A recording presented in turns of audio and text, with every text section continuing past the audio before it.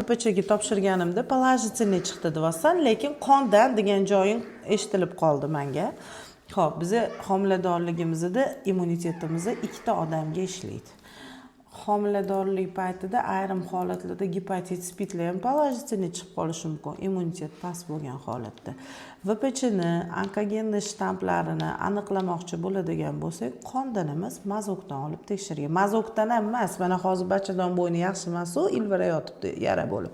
O'sha joydan devorda ploskiy papilomalar bor, o'sha joydan kirib olib tekshiramiz. PCR ko'rinishida ana o'sha eng ishonchli usul hisoblanadi.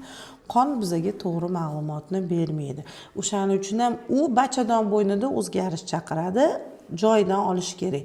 To'g'ri, qonda titri bo'ladi agar VPC положительный chiqsa. Xo'p, положительный chiqdi ham deylik. Bu degani u joyda rak bor degani emas, yo'q bu qizda rak bo'lib qoldi degani emas.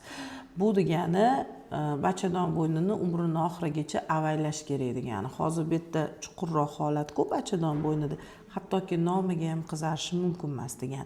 VPC положительный chiqqani уже miyaga quyildi, demak qichishadi endi degan narsani quyib oldik. Bitta sababi shu, tashqi jinsiy lablar qichishayotganini. Ikkinchi sababi bu bizda hozir homiladorlik periodida estrogen, progesteronlar tuxumdan ishlamaydi. Отпускаga chiqdi 9 oyga.